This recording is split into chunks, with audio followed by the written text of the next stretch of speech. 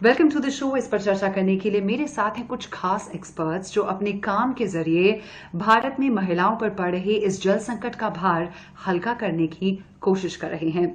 आइए आपको मिलाते हैं हमारे एक्सपर्ट से। इस शो में हमारे पहले गेस्ट हैं संजय सिंह, जो कि एनजीओ परमार्थ के साथ जुड़े हुए हैं। इससे पहले कि संजय जी से बात करें, आइए देखें उनकी कहानी। An NGO working towards improving the lives of less privileged sections of the society. Parmarth believes in its motto of preparing people to help themselves.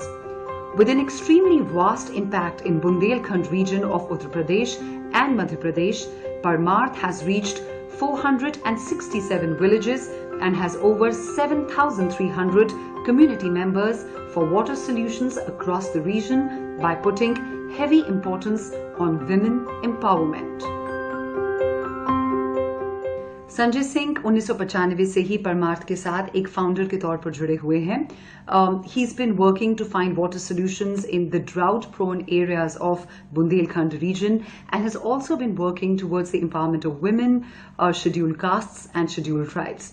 Sanjay ji, आपका बहुत बहुत स्वागत है हमारे शो में। संजय जी, पहले तो बहुत बहुत बधाई। आपकी एनजीओ ने जिस तरह से काम किया है, 450 से ज्यादा गांव तक पहुंचकर जिस तरह के जमीनी बदलाव लाए हैं, उसके लिए आपको बहुत बहुत बधाई। एक मॉडल है जल सहेली और पानी पंचायत का, किस तरह का फायदा उससे हुआ है? देखिए, जो जल सहेली की अवधारणा है, जो जल सहेली का सोच है, ये एक महिला की कहानी के ऊपर आधारित है और एक बुंदेलखंड के एक गांव उदगवा की श्री कुंवर नाम की एक महिला है जिसकी ये कहानी है। और उस कहानी में एक महिला अपने घर में अपनी जरूरत के पानी को उपलब्ध कराने के लिए लंबे समय तक इस बात के लिए अपने परिवार के साथ हिंसा का शिकार होती रही कि उसको पानी भरने में जो समय लगता है उसके कारण उसके घरेलू काम समय से नहीं हो पाते, जैसे भोजन पकाना, घर की साफ सफाई, और जिसके कारण पुरुष लोग उसको तमाम तरह की यातनाएं सुनाते रहे। इन सब के कारण जब उस महिला ने अपनी ये कहानी हमें सुनाई और बताया कि इसमें हमारा दोष क्या है, अगर गांव में पानी नहीं है, हमें पानी लाने के लिए ज्यादा वक्त देना पड़ता है, उसमें ज्यादा समय जाता है, तो बाकी के काम छूट जाते हैं। और ये दर्द भरी कहानी एक महिला की। उसके बाद परमार्थ संस्था, जिसने पूरे इलाके में इस पूरे से दर्शन को समझने की कोशिश की, और उस दर्शन को समझने के बाद जो एक चीज निकल के आई कि निश्चित तौर से भारतीय परिवेश में पानी की उपलब्धता का काम महिलाओं के हाथ में है, और उसमें समय लगे, उसमें ज्यादा कष्ट आए, इस बात को पुरुष लोग नहीं समझते हैं, बल्कि वो चाहते हैं कि सारी चीजें समय से और ठीक ढंग से चलती रहें। और बल्कि उसका दूसरा पक्ष ये है कि महिलाओं का जब जल संसाधनों की स्थापना की बात होती, उस तरह के कामों में नियंत्रण और निर्णय नहीं होता। इसको सोचते हुए हम लोगों ने एक जल सहेली नाम का गांव के स्तर पर कैडर तैयार किया। आज बुंदेलखंड के 250 से अधिक गांव में 1000 के आसपास जल सहेलियों का कैडर है। ये जल सहेलियां अपने गांव में पानी के संकट के निवारण के लिए निरंतर प्रयासरत हैं और अपने गांव को पानीदार बना रही हैं, और पानीदार बनाते हुए महिलाओं के पानी के उपयोग पर प्रथम अधिकार की सुनिश्चितता के लिए निरंतर प्रयत्नशील है। So it's very important to focus on women, to focus on girls. Sanjay Singh, आप कुछ ऐसा काम कर रहे हैं, जरा हमें ये बताएं कि गांव में जब आप महिलाओं को ट्रेनिंग देते हैं वाटर मैनेजमेंट के लिए, हार्वेस्टिंग के लिए, उसमें आपको किस तरह की मुश्किलें पेश आती हैं?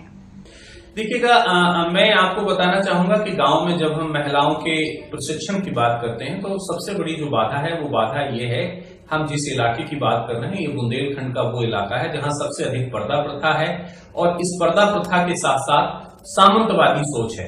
आज भी महिलाओं को लोग घर से नहीं निकलने देते हैं, उनको तमाम तरह के अवरोध हैं।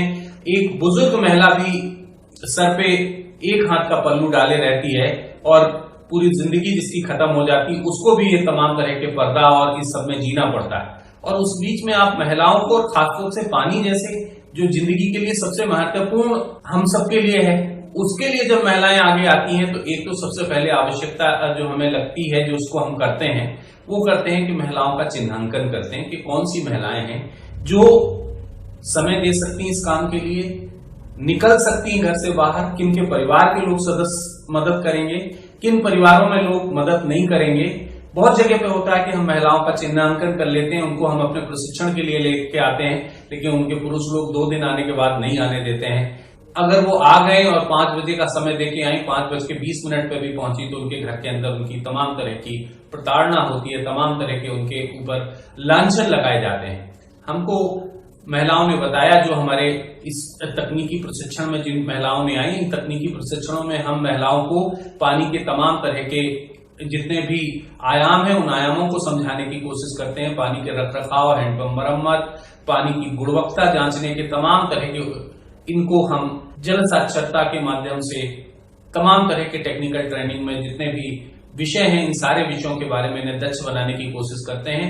इस दक्षता के दौरान हम सबको सबसे ज्यादा पुरुषों का जो है पुरुषवादी जो इसका कहा जा रहा है कि पितृत्मक सत्ता है, उसका सबसे ज्यादा असर देखने को मिलता है कि वो महिलाओं को ऐसे काम के लिए बहुत कम पुरुष हैं जो प्रोत्साहित करते हैं, वरना बहुसंख्य लोग ऐसे हैं कि जो अपनी महिलाओं को इस काम के लिए आगे नहीं आने देना चाहते हैं। लेकिन हम सबने इस चुनौती भरे काम को भी बहुत संजीदगी के साथ निभाया है और गांव-गांव में एक प्रशिक्षित महिलाओं का कैडर तैयार किया है।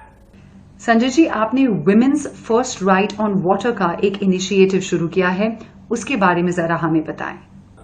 महिलाओं की पानी पर प्रथम हकदारी का जो मकसद है कि गांव में महिलाओं को उनकी जरूरत का पानी उनके घर के पास ही उपलब्ध हो जाए, और पानी के जब भी संसाधनों की बात हो, संसाधनों की स्थापना की बात हो, चाहे हैंडपंप की हो, चाहे कुएं की हो, चाहे वाटर सप्लाई की हो, या हर घर नल जल हो, या अभी हाल में जल जीवन मिशन जो कार्यक्रम सरकार लेके आ रही है, इस सारे जगह पर महिलाओं का निर्णय में भूमिका होना बहुत महत्वपूर्ण है और नियंत्रण में भी भूमिका उनकी होना महत्वपूर्ण है। आप कहेंगे नियंत्रण में किस तरह की भूमिका?